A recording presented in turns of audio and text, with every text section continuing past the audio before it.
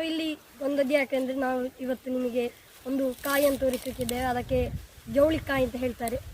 ಅದಕ್ಕೆ ಬೇರೆ ಹೆಸರು ಇರ್ತದೆ, ಚಪ್ಪಲಿಕಾಯಿ ಅಂತ.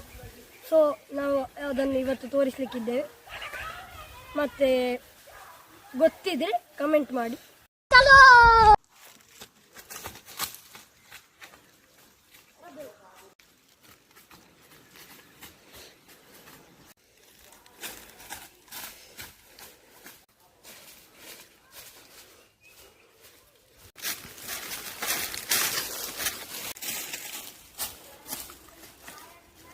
ಸೊ ಗೈಸ್, ಇದಾಗಿದೆ ನಮ್ಮ ಜವಳಿಕಾಯಿಯ ಮರ.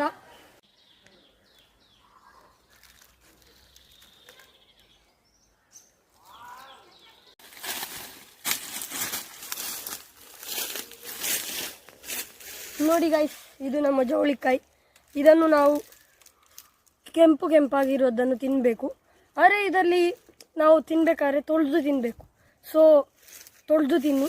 ಮತ್ತು ಹಾಳಾದದನ್ನು ತಿಂದರೆ ನಮಗೆ ಇದು ಜ್ವರ, ಶೀತ, ಕಫ ಎಲ್ಲ ಬರಲಿಕ್ಕೆ ಚಾನ್ಸಸ್ ಇದೆ. ಸೊ ನೋಡಿ ತಿನ್ನಿ. ಇದನ್ನು ತಿಂದು ನೋಡುವಲ್ಲ. ಇದ್ರ ಹೊರಗೆ ಕೆಂಪಾಗಿರುತ್ತೆ ಮತ್ತು ಒಳಗೆ ಬಿಳಿಯಾಗಿರುತ್ತೆ. ಇದು ನಿಮಗೆ ಗೊತ್ತುಂಟಾದರೆ ಕಮೆಂಟ್ ಮಾಡಿ. ಮತ್ತು ಲೈಕ್, ಶೇರ್, ಸಬ್ಸ್ಕ್ರೈಬ್ ಮಾಡಲಿಕ್ಕೆ ಮರಿಬೇಡಿ. ಸೊ ಬಾಯ್ ಬಾಯ್.